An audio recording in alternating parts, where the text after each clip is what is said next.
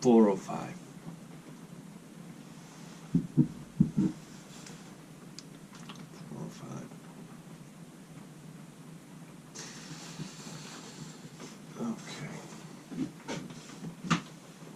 I got nothing to say.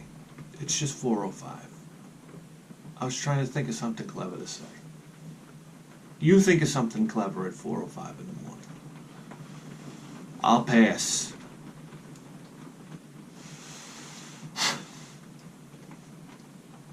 Let's get the mic on.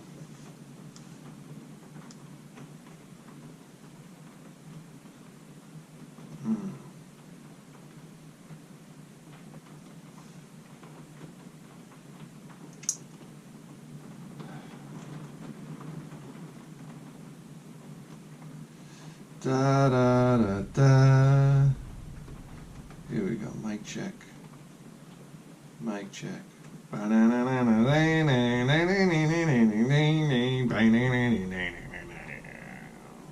Oh my God! What a riff! Oh Jesus Christ! God bless Jimmy Page. Talk about attitude.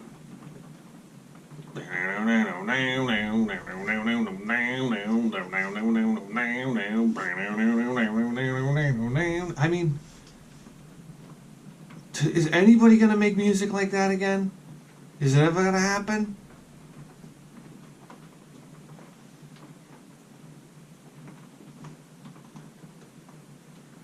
Oh, shit. Are we recording? Stop.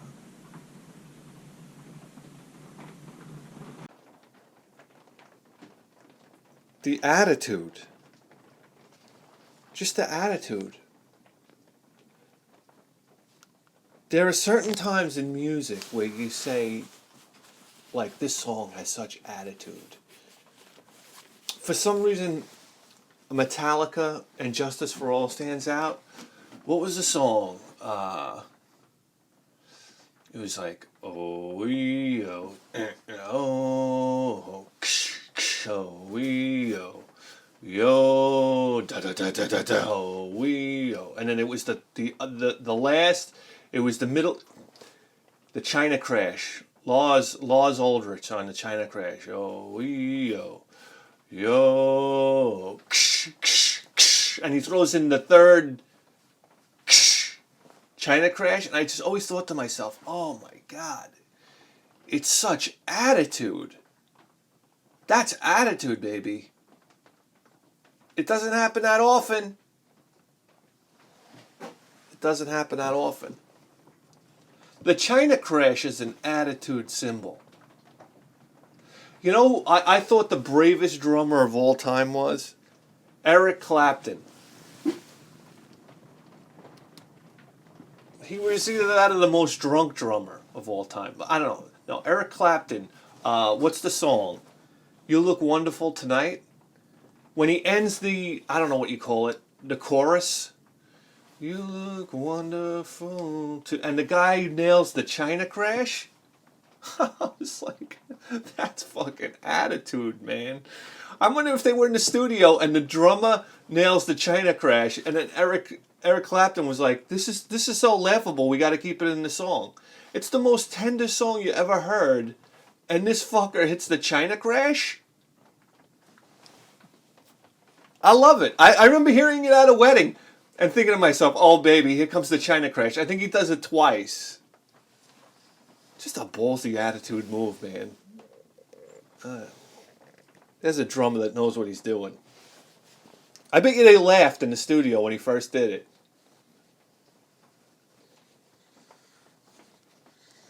Apparently that song, You Look Wonderful Tonight, everybody thinks it's like the most romantic song of all time. It's about Eric Clapton waiting for his girlfriend to get ready and just saying anything to get out of the house, like, you look wonderful tonight. Probably so he can get down to the boozer as fast as possible. Ay, ay, ay.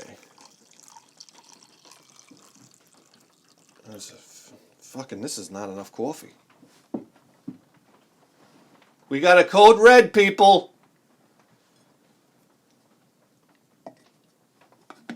Sound the Star Trek alarm. I like the Star Trek alarm. Alright, we got no rags. I can't clean up this mess here. That bothers me. Alright. Sip of coffee for Jimmy Page, by the way. The greatest. Alright, Jimi Hendrix was the... We're going to talk about this? Jimi Hendrix is the greatest rock and roll guitarist of all time. I mean, there's just no question about it. You know what? I'm going to give Jimmy Page... Am I going to give Jimmy Page third? That's tough. That's rough. But I will... Because I'll tell you this. I'll tell you what. Jimmy Page did... Jimi Hendrix did things with the guitar that have never been done before.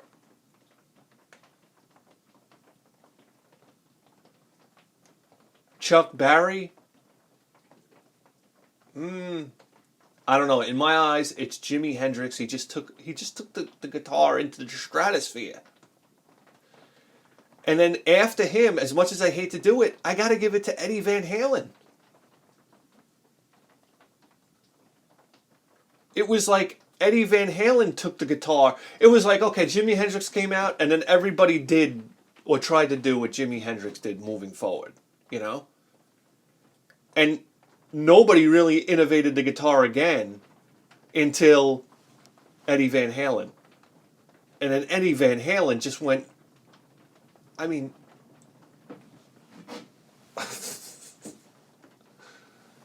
my God, what he did with the guitar.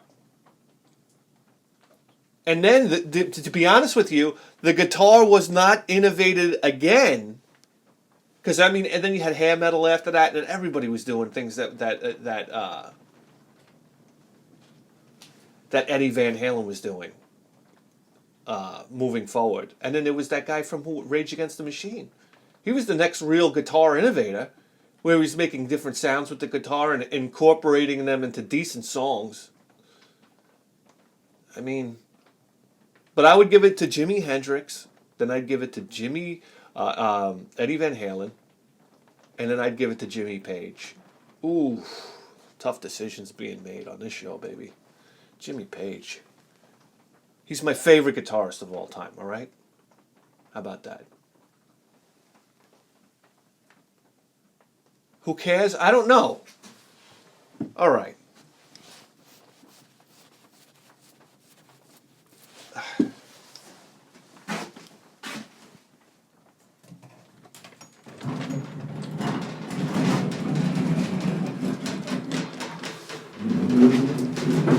Okay.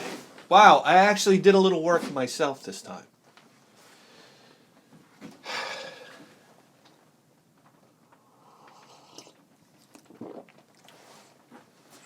So I call in sick on Sunday.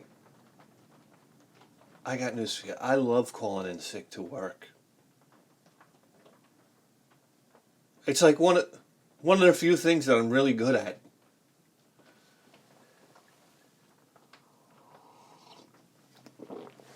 To me, working 40 hours a week like a full-time job is the biggest load of horse shit that I think man has ever come up with. I sit there and I go to work. I wake up for work at 3 a.m. I go to work and for 40 hours a week if you're lucky. I go to work and all I can think to myself all day long is I'm pushing stones for the pharaohs. I'm pushing stones for the pharaohs. I used to read about ancient Egypt. It's like, this is horrible. These people, you're enslaved. And you're moving around these stones to build these pyramids that won't even get done in your lifetime.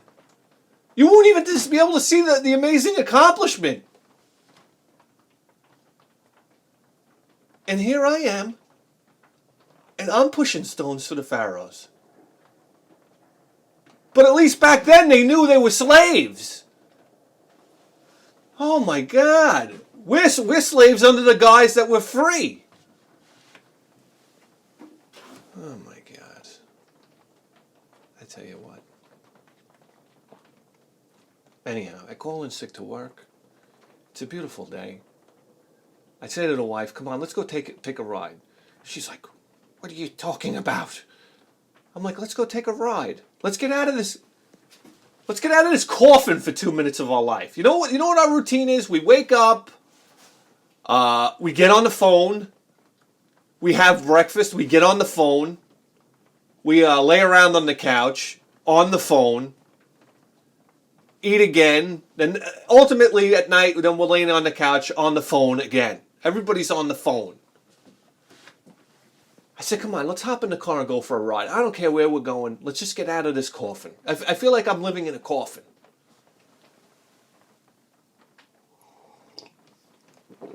So we take a ride out east. That's the thing you do on Long Island. You take a ride out east. You don't even know where you're going.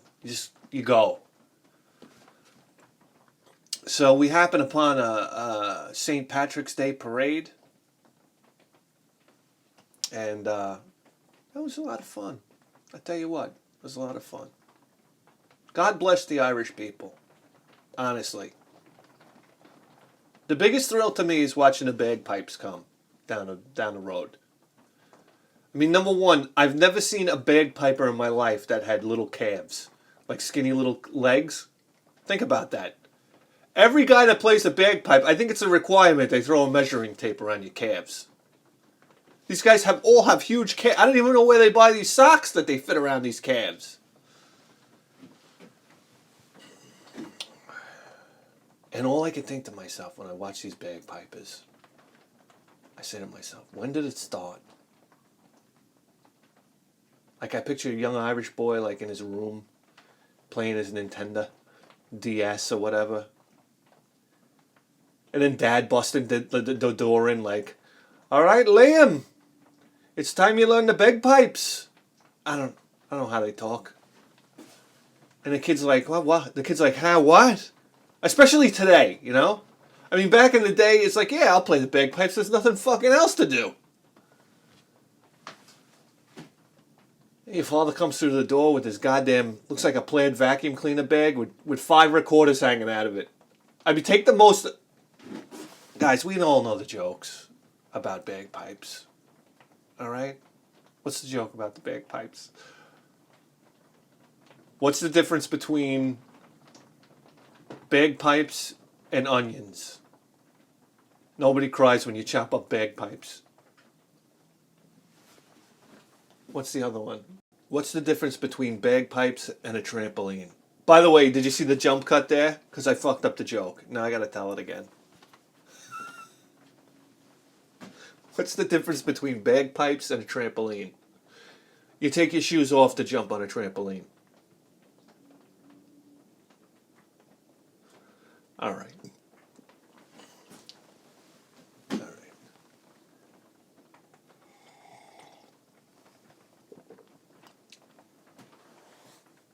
Oh, what's the other one?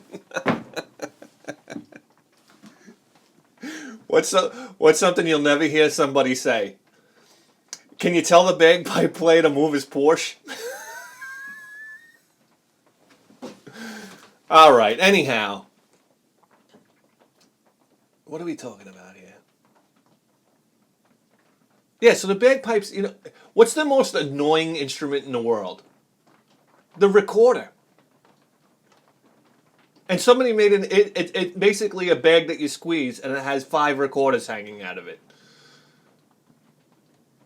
That's the other one. Why are bagpipers always moving while they play? To get away from the noise.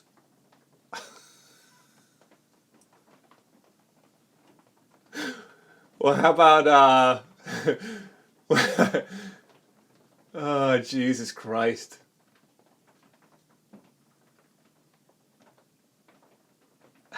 Oh yeah, what's the fastest way to make $1 million? Get $2 million and buy a bagpipe store. All right. Hey, listen. Anyway. No, but I do. I love the Irish culture. You know, any type of culture. I think it's great. I mean, everybody's got something. One of the Brazilians got Carnival. Mexicans got Cinco de Mayo. St. Patrick's Day. Germans got Oktoberfest. And something that everybody has in common with these events, you got to get obliterated. That's across the board. Anyhow, we get home. Hey, listen, we had a nice day out. We get home.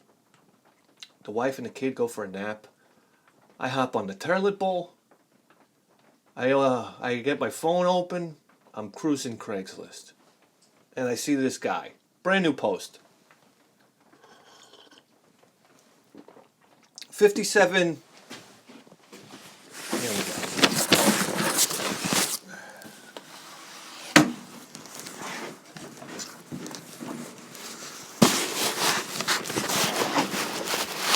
Oh.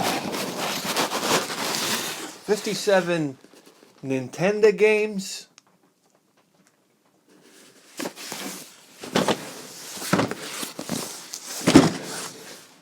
For the guy wants $200. So I shoot him an email. I say, hey, buddy, I can come pick him up right now. How about $150? To be honest with you, there are a couple titles in here that I had from my childhood that really jumped out at me, and I started to get emotional about it. So I shoot the guy a $150 offer. He won't budge. He's like, no, $200. I get it. It was a fresh post. Now it's Sunday. It's getting late on a Sunday. He lives all the way out in Queens. I say, for me, it's gonna be it was supposed to be like an hour drive, but it turned into like the worst traffic that I've ever seen in my life. It's Sunday. It's Sunday. I said, this is it. I'll drive out to Queens. This is gonna be great. I'll take a little ride. It was the most nightmare traffic I've ever been involved with. I gotta get out of here. I gotta get out of here. Oh my Christ. So, anyhow, I said, you know what? This is going to be an experiment. I said, you know what? I'm going to drop the $200. I said, but this is going to be an experiment. Because in my eyes, I think I know what I have doubles-wise. Like in my head when I see a game, I say, do I have that? Sometimes I say no. Sometimes I say yes. I want to see how accurate I am. Because to be honest with you, I think once you get past the 250 game mark, I think what you think you have and what you don't have, it kind of goes out the window. It all turns into a blur. So I'm curious to see, out of these 57 games, I saw a lot of titles in here that I didn't have. But I want to find out. So what I think we'll do is, we'll keep what we don't have, take the rest, sell it off, and the second part of this experiment is to see how much we can recuperate from this. And ultimately get the price down, because at 200 games, 57 games at $200, you're over the $3 a game mark. Okay? And I'm trying to stay under the $3 a game mark. Guys, I get too much talking.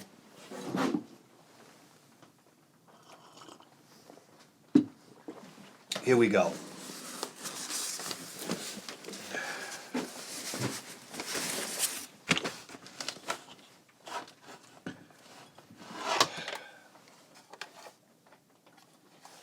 Sesame Street 1, 2, 3.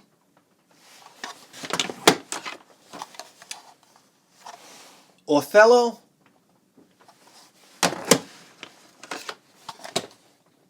Here's an interesting one right here. Pipe Dream.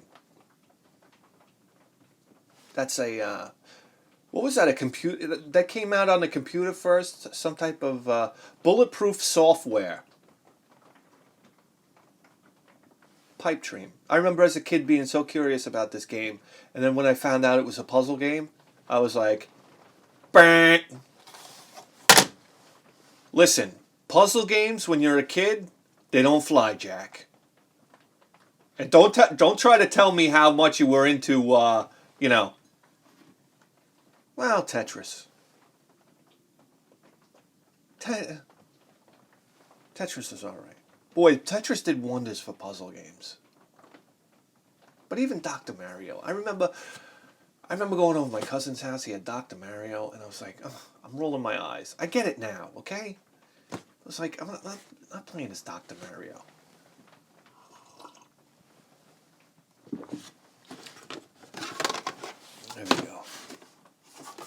The original Super Mario Brothers.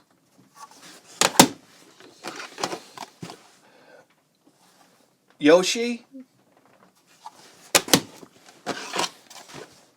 Wow, look at this Ultra game here. Roller games.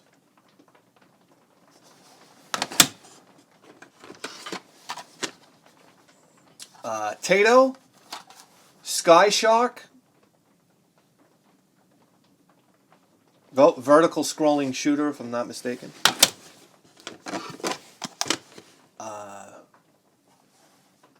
Narc.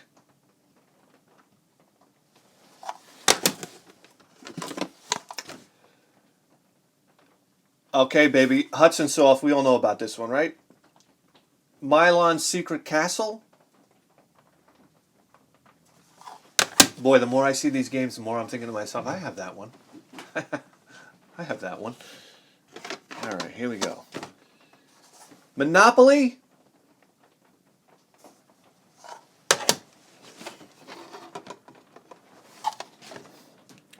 Another Ultra game here. Mission Impossible.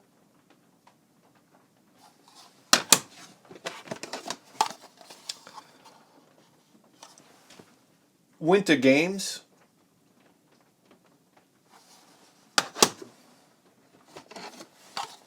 Okay, here's a game that I remember 3 games with my buddy Steve growing up, and the 3 games, interestingly enough, I think 2 of them were Tecmo games.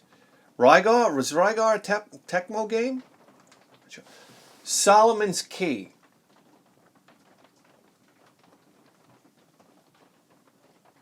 And my buddy Steve used to love Solomon's Key. He had Wrecking Crew, Solomon's Key, and Rygar. I think I got Rygar from him, and I got Wrecking Crew from him. But I remember he used to love Solomon's Key. I used to be a graphics junkie when it came to Nintendo. I wanted to see the latest and greatest graphics. You know, puzzly games like this, I wasn't interested. I get it now.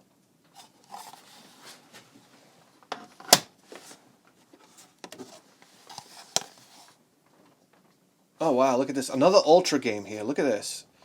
Ah, geez, I never even knew this existed. Ski or Die.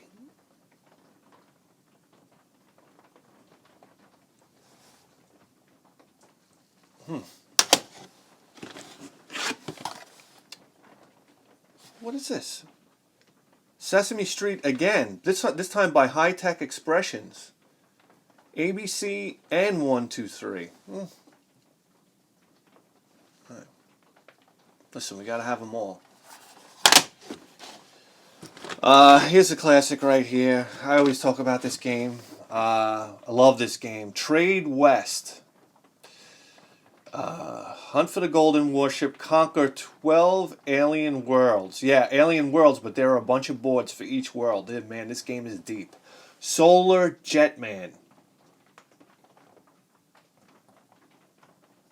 Solar Jetman. Wow. What a classic game right here. What awesome music. Oh my God. What is this? This is an old Rare, I believe. Had a hand in this.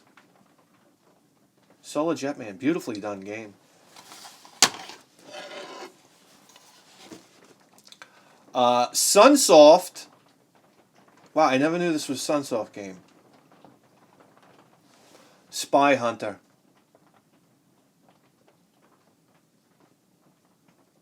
I talk about this one. I had Spy Hunter on the ColecoVision, and to be honest with you, when I got it was such a great game on the ColecoVision. Me and my friend Rex used to play Spy Hunter all the time.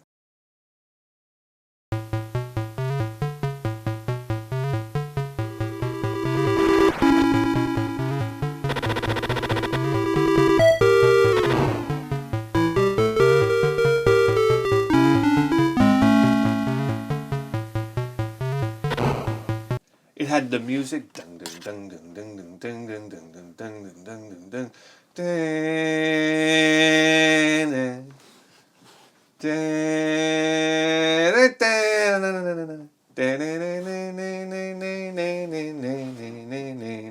What is that, Peter Gunn? And it was unusual to have a song like that on a ColecoVision game, like a groovy, just a song like that. And I remember when it came out on a Nintendo, we were so excited. Spy Hunter. Oh, remember how great it was for ColecoVision? And then you played it on Nintendo, and it was like, it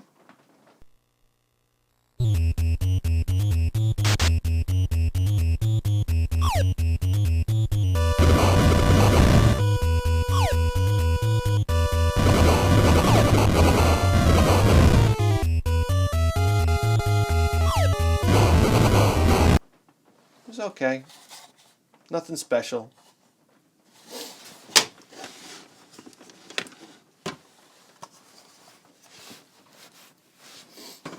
Another Trade West game. That's interesting. John Elway's quarterback.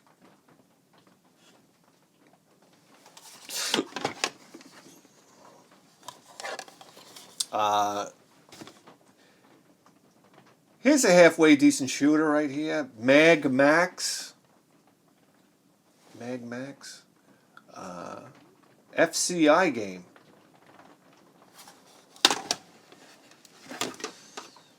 All right. Here we go. Who's the jerk off? US Game World put a sticker right on the sticker. Thanks, guys.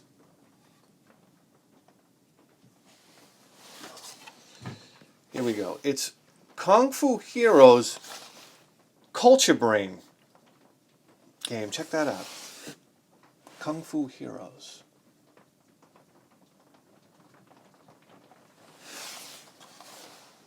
These these Culture Brain games. I never saw Culture Brain when I was a kid.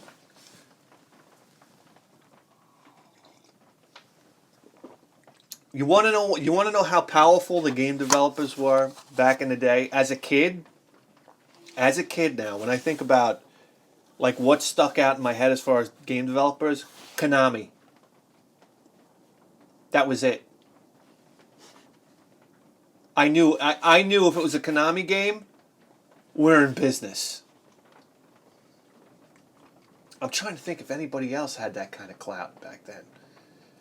Tato, we didn't really... Not Tato. Acclaim, no. We knew if it was... Ultra games to an extent, I don't know, because it was like Metal Gear. There was a couple of good tennis games.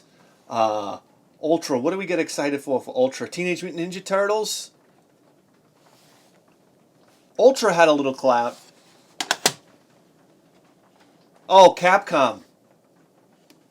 Yeah. Yeah, we knew about Capcom too, didn't we? Here we go. MLB Baseball. Is it MLB Baseball? I guess. Oh, here we go, baby. I don't think we have this yet. Correct me if I'm wrong. Geez, here's one I remember buying from Toys R Us. Whew.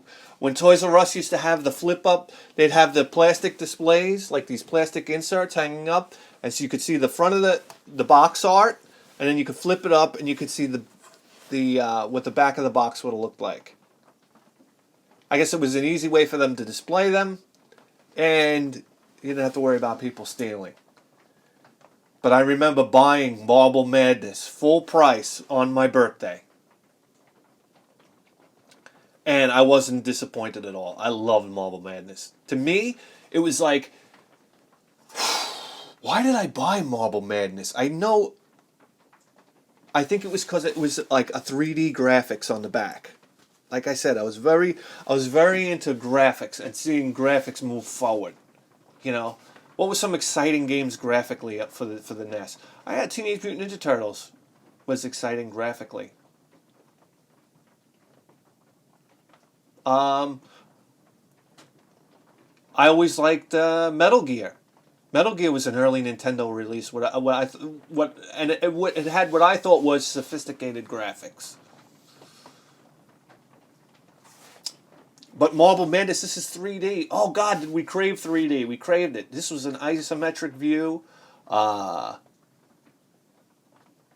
It had incredible music. I don't know why I got to tell you guys about Marble Madness. Everybody knows about Marble Madness, right? Wow. Short game, though. 5 levels. 5 levels.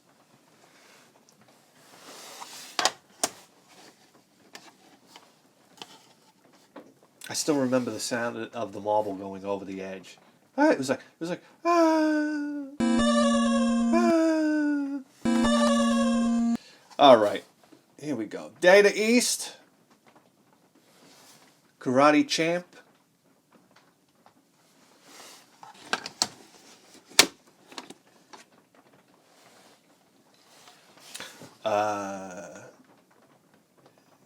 Jeopardy! Please return to Video Express. How about that? Okay, I think maybe the main reason why we went for this lot was for Marble Madness. Oh, there's 3 games in here we went for. It was Marble Madness, and here we go, Operation Wolf. Oh God, when I bought Operation Wolf, $53.99. I paid for Operation Wolf. I've talked about Operation Wolf before. Oh, I was so excited to get Operation Wolf. I was like, that's it. You got to understand something. When you had the zapper, it was so watered down. You had not Gyromite. You had games like Duck Hunt, Balloon Fight. Wild Gunman was cool. But here we go. This is a military game where you were going to be able to use your zapper. I mean, you're going to be shooting guys, throwing grenades. I mean, this was it, baby. Operation Wolf was going to take things to the next level when it came to the zapper. I was like, this is the game I was waiting for. To me, turn on Operation Wolf and bring me my canteen. I would have wore a canteen around my neck while I played. Oh. I paid $53. I remember what this was. This was from what year was this? It was when I graduated junior high. And I remember my sister had graduated high school at the same time, so we had a party for the 2 of us. And I remember it was like, I might as well have not even been there. Because the celebration was all about my sister graduating high school. I mean, nobody cares if you graduated junior high. It's like, okay, good job, dummy. So, I remember my sister getting all these gifts, and I was like in the corner of the room, like, brr, brr. And my great-grandfather, God bless him, Rudolph, he handed me a card. And I opened up the card, and it was $20. But what he did was so smart. This is so smart. He taped single dollar bills on the inside of the card. So when I opened it up, I thought I was opening up a treasure chest. It was like when you're a kid, you see $20 in dollar bills. I thought I'm rich. It was so exciting, and I put that $20. And some other monies that I got from that party toward Operation Wolf. And I mean, man, if I would have bought this game, I bought it at Electronics Boutique. And if I hadn't have gotten a ride to the shopping mall with my mother, I would have bought this game and I would have ran all the way home. And I'm not kidding you. And I remember popping into Operation Wolf and playing it and being like, and breaking out into a cold sweat, like, oh no. I was like, this is not what I expected it to be. And I was like, it's almost like you didn't even want to admit to yourself that the game sucked. Because baby, you were stuck with this game for months. Months. So I had to make friends with it. Oh my God, but deep down inside, I was seething. The game sucks. It sucks. And it rapes you. It's brutal. I couldn't get off the second level. Oh God, oh, traumatic stuff.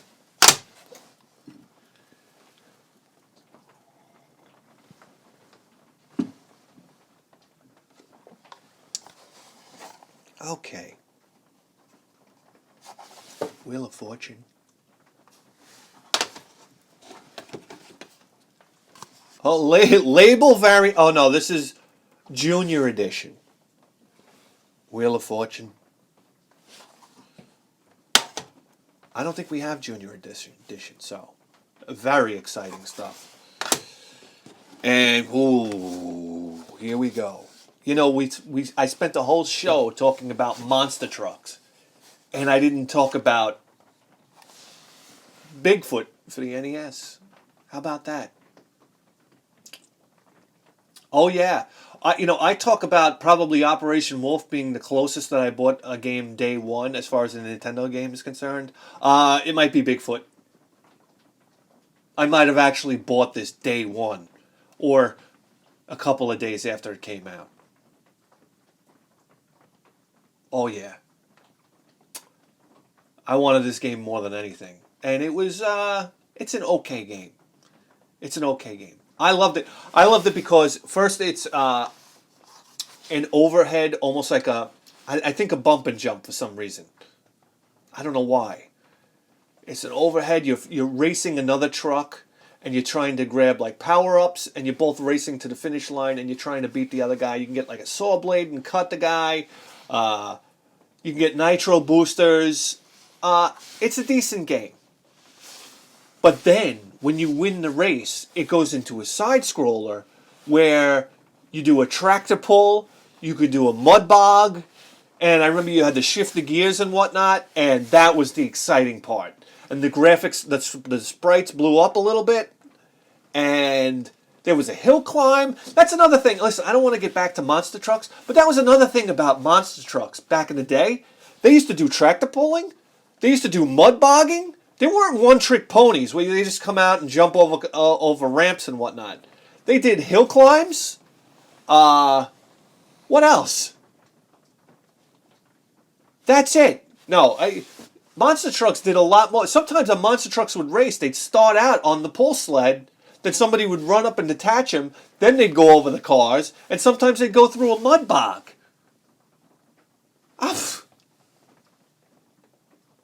So interesting. Bring it back. Bring it back.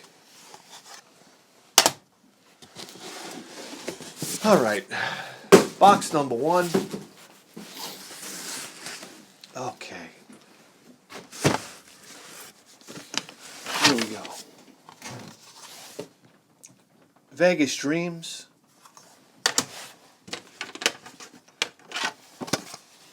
This one's all beat up. World Class Track Meet. Konami game Track and Field.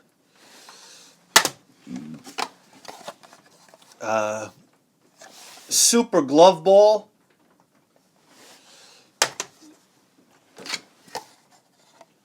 Star Voyager.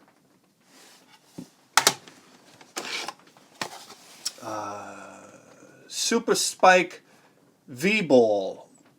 4-player game. How about that? Get your NES satellite ready. Or your 4-score. What was the satellite? Was that the wireless one? The satellite? I had the 4-score. The 4-score was where it was at. Because you didn't need... I don't think it was wireless. You didn't need batteries. I could be wrong on that.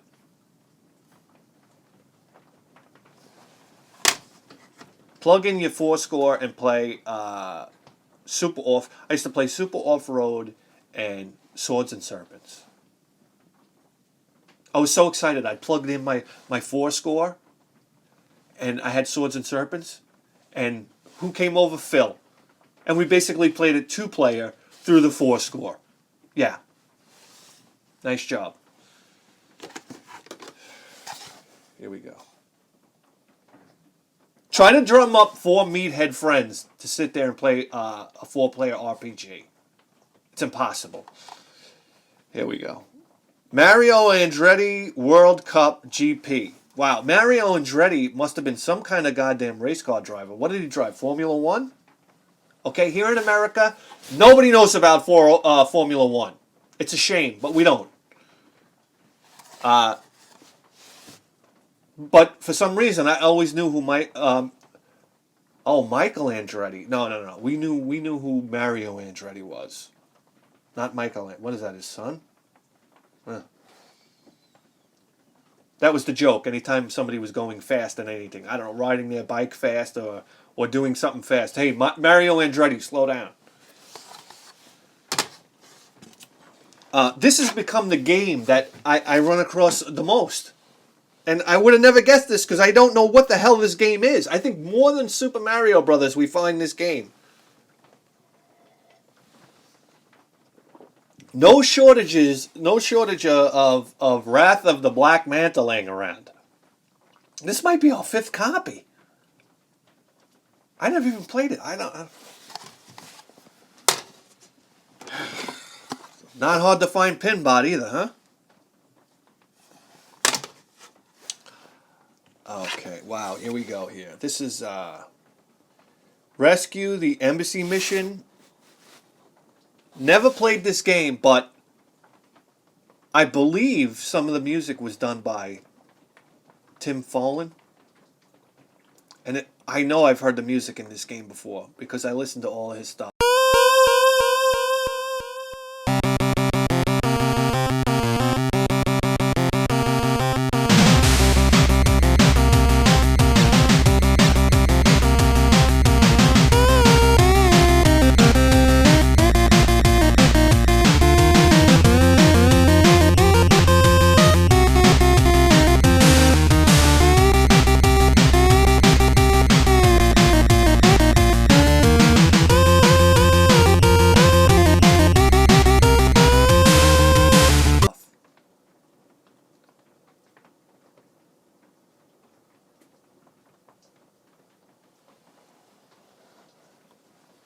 Tim Follin might be the Eddie Van Halen of video game music. How about that? You heard it here. This one cracks me up. I don't know. Lee Trevino's Fighting Golf.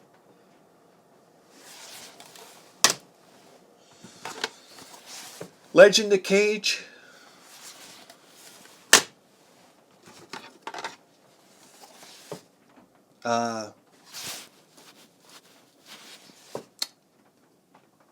The only guy that probably gave... never mind. Look at this. This one, it looks like we got this one from the Queen's Bridge. Look at this. It's Magic Johnson's Fast Break Graffiti Edition.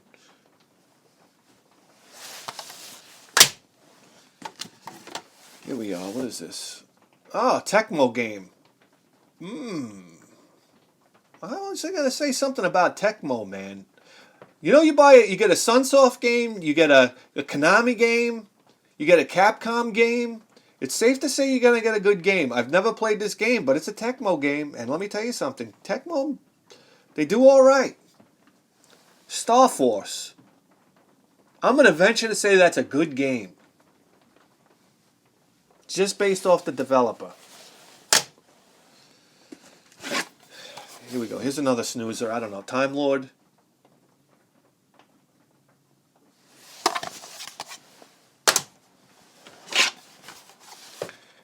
Anticipation.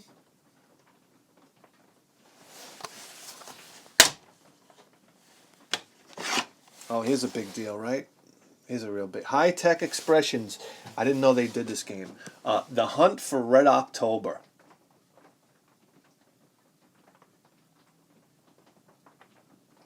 That was a thing, huh? That was a good movie. I remember we saw that movie, me and my buddy Rex saw The Hunt. We were so into The Hunt for Red October. Submarines. Anything military when you're a kid.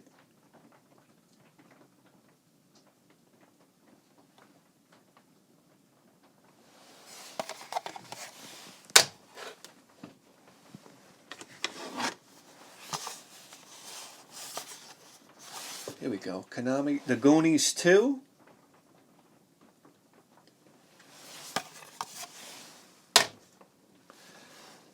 Speaking of military, I'm thinking of my son, and I'm at work the other day, and I'm like, when he goes to school, don't they give you your IQ test? I got these things. These Nintendo tapes are blocking my light. Don't they give you an IQ test like at an early age? Like, I don't know, when you're 5 or 6, 7 maybe? I don't know. And I'm thinking to myself, if my son scores a really high IQ, I'm gonna tell him. You're gonna tell your kid, right? You'd be proud. Like, I don't know, when he gets to 15, 16, 17, 18, son, you scored a really high IQ. And then I was thinking about it, and I was like, if he scores a really low IQ, of course you're not going to tell him, right? I mean, why would you, I don't know, discourage him? Hey, son, you're really dumb deep down inside. No, I wouldn't tell my kid if they had a low IQ. And I'm thinking about it, and it hits me like a lightning bolt. I'm like, nobody told me my IQ.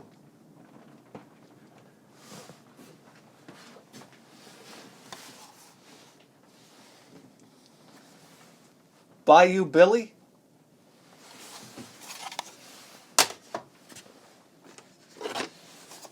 Wow, this is a weird one, huh? This is by Taxon Consumer Division. Why would you even put that on a video game? Consumer Division. Sounds exciting, guys. It's no, I'm going to pronounce this the wrong way. Beret Fighter?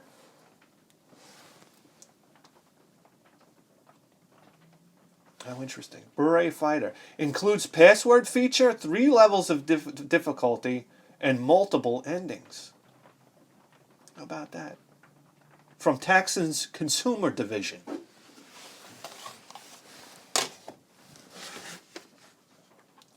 From the accounting office at Taxon. All right, here we go. Captain Skyhawk. I mean, you can basically walk out of your front door and trip on a copy of Captain Skyhawk. There's so many of them out there. This and Time Lord, Jesus. Oh, here we go. Classic game right here. Classic early game. Capcom Commando.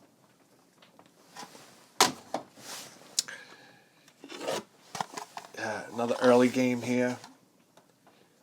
10-yard fight. I mean, what is this? This is like step above Atari, to be honest with you. I remember playing 10-yard fight over Rex's house and being like, what? Can we put Mario in? Who in their right mind was playing this game?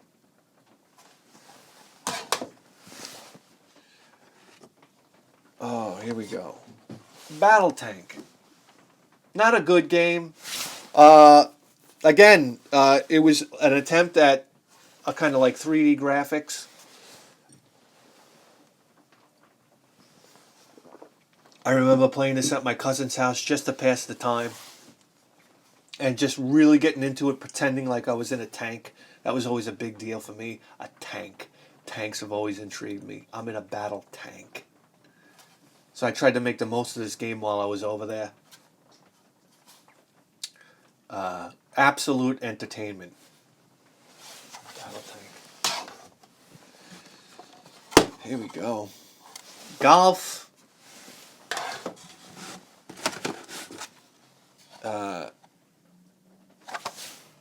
Here's one from Mindscape. Days of Thunder. Days of Thunder.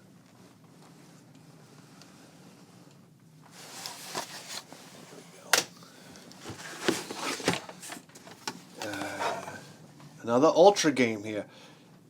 Interesting. Defender of the Crown.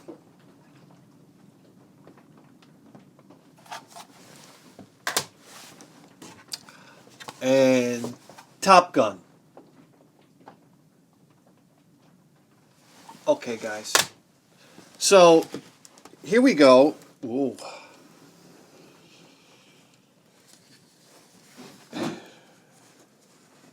You know, I got to do this with one hand.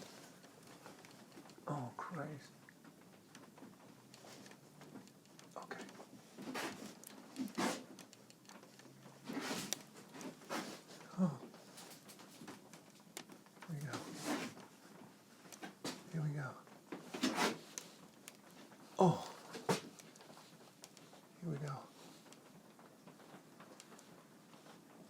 Okay.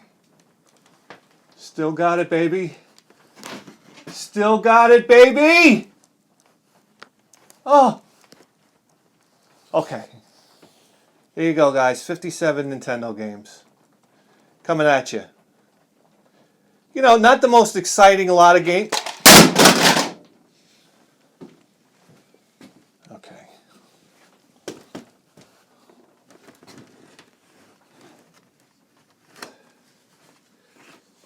Okay, so, you know, not the most exciting lot of games, but here's my ace in the hole. And I really made a big mistake with this. I didn't realize it at the time. But included with this group of games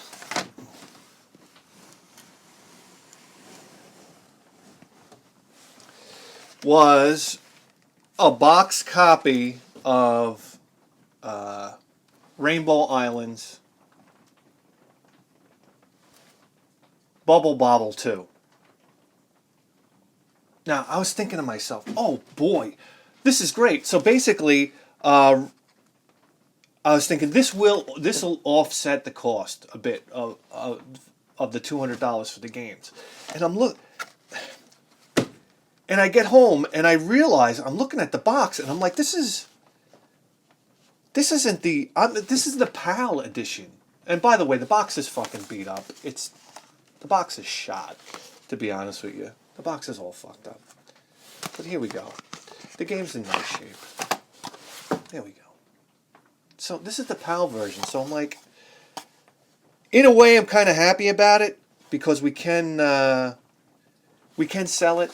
I mean, if this was, I think the PAL version and the NTSC version basically hold the same value. So you're looking at, I think, like a loose copy of this game is probably safe to say it's about a $30 game. I mean, in the box it's a lot more, but inside this box I'm not too sure. So, I mean, let's just say $30. So in all reality, we can turn this over because we know we're not interested in PAL games. We can turn this over for probably $30. Definitely $30 with the box, even though the box is beat. But, so that kind of brings us down to, say, $170. Here's the experiment, okay? Right now. What I'm going to do is we're going to put the games in the cabinet and we're going to find out how many doubles. Out of these 57 games, how many doubles do we have from this? And I think now that I've went through all the games, I think it might be a little alarming how many doubles we actually have. So let's do that. I'll put them in there real quick and I'll come right back. Okay. So here we go. I get it's almost an even split. So over here we have 25 that we don't have, and 31 that we do have.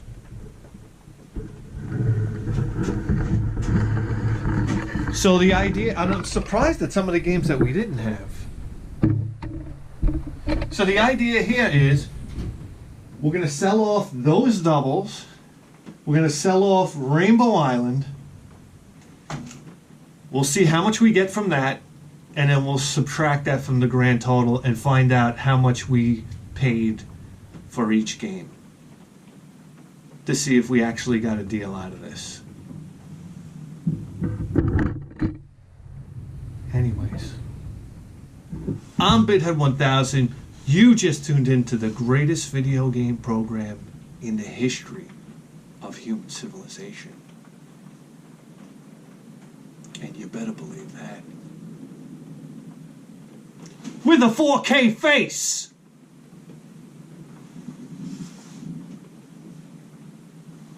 Let's get them in the cabinet. They're in the cabinet. Let's get them where they're supposed to be.